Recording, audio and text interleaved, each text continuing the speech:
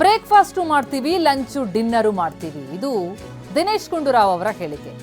ಸಿದ್ದರಾಮಯ್ಯ ನನ್ನ ಕರೆದಿದ್ದಾರೆ ಅಂತ ಡಿಕೆ ಹೇಳಿದ್ದಾರೆ. ಹೀಗಾಗಿ ನಾನು ಕರಿತಿದ್ದೇನೆ ಅಂತ ಡಿಕೆ ಹೇಳಿದ್ರು. ಪೊಲಿಟಿಕಲ್ ಬ್ರೇಕ್ಫಾಸ್ಟ್ ಅಂತ ಹೇಳೋದೇನು ಬೇಡ ಅಂತ ಈ ಬ್ರೇಕ್ಫಾಸ್ಟ್ ವಿಚಾರಕ್ಕೆ ಸಂಬಂಧಪಟ್ಟಂತೆ ದಿನೇಶ್ ಗುಂಡೂರಾವ್ ರಿಯಾಕ್ಟ್ ಮಾಡಿದ್ದಾರೆ. ಮಾಡ್ತೀವಿ, ಬ್ರೇಕ್ಫಾಸ್ಟ್ ಮಾಡ್ತೀವಿ, ಲಂಚು ಮಾಡ್ತೀವಿ, ಡಿನ್ನರು ಮಾಡ್ತೀವಿ. ಅವ್ರು ಅವತ್ತೇ ಹೇಳಿದ್ರಲ್ಲ, ಅವ್ರು ಕರೆದಿದ್ರೆ ನಾನು ಕರೀತಾರೆ ಡಿ ಸಿ ಎಂ ಅವ್ರು ಅವತ್ತು ಮೊನ್ನೆನೇ ಹೇಳಿದ್ರಲ್ಲ. ಯಾವುದು ಪೊಲಿಟಿಕ್ಸ್ ನೋಡಿ, ಪೊಲಿಟಿಕಲ್ ಬ್ರೇಕ್ಫಾಸ್ಟ್ ಅಂತ ಹೇಳೋಕ್ಕಾಗಲ್ಲ. ಅದು ಬ್ರೇಕ್ಫಾಸ್ಟ್, ಅದು ಅಲ್ಲಿ ಪೊಲಿಟಿಕ್ಸು ಮಾತಾಡ್ತಾರೆ, ಬೇರೆ ವಿಚಾರ ಮಾತಾಡ್ತಾರೆ, ಎಲ್ಲ ವಿಚಾರ ಮಾತಾಡ್ತಾರೆ. ಯಾಕೆ ಮಾತಾಡೋದಿಲ್ಲ? ರಾಜಕಾರಣಿಗಳು ತಾನೆ, ಮಾತಾಡ್ತಾರೆ, ಪೊಲಿಟಿಕ್ಸ್ ಮಾತಾಡ್ತಾರೆ.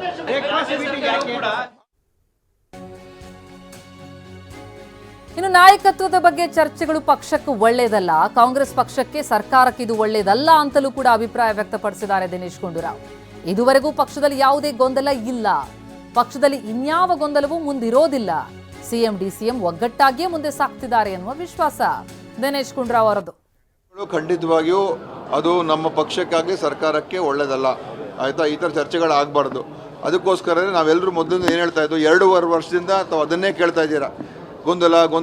ಇದುವರೆಗೂ ಯಾವ ಗೊಂದಲ ಆಗಿಲ್ಲ. ಮುಖ್ಯಮಂತ್ರಿ, ಉಪಮುಖ್ಯಮಂತ್ರಿ ಒಟ್ಟಿಗೆ ಎಲ್ಲ ಕೆಲಸ ಕಾರ್ಯಗಳಲ್ಲಿ ಭಾಗಿಯಾಗಿದ್ದಾರೆ, ಎಲ್ಲ ಕಾರ್ಯಕ್ರಮಗಳು ಭಾಗಿಯಾಗಿದ್ದಾರೆ, ಎಲ್ಲೂ ಡಿಫರೆನ್ಸ್ ಆಗಿಲ್ಲ. ಆಯಿತಾ, ಅದಕ್ಕೋಸ್ಕರ 2 ವರ್ಷ ತಾವು ಏನು ನಿರೀಕ್ಷೆ ಮಾಡ್ತಾಯಿದ್ದೀವಿ, ದೊಡ್ಡ ಗೊಂದಲ ಆಗುತ್ತೆ, ನವೆಂಬರಲ್ಲಿ ಏನಾಗೋಗುತ್ತೆ, ಅದು ಆಗಿಲ್ಲ. ಆದ್ದರಿಂದ ಇವತ್ತು ಇದು ಖಂಡಿತ ನಮ್ಮ ಪಕ್ಷಕ್ಕೂ ಸರ್ಕಾರಕ್ಕೂ ಈ ಥರ ಚರ್ಚೆಗಳು ಒಳ್ಳೆಯದಲ್ಲ. ಇದು ಹಿತಶ್ರೀ ಆಡಿ ಮುಂದೆ ನಾವು ಈಗ ಹೋಗ್ತಾ ಇದ್ದೀವಿ. ಇನ್ನು ಯಾವುದು ಗೊಂದಲ ಮುಂದಕ್ಕೆ ಇರೋದಿಲ್ಲ.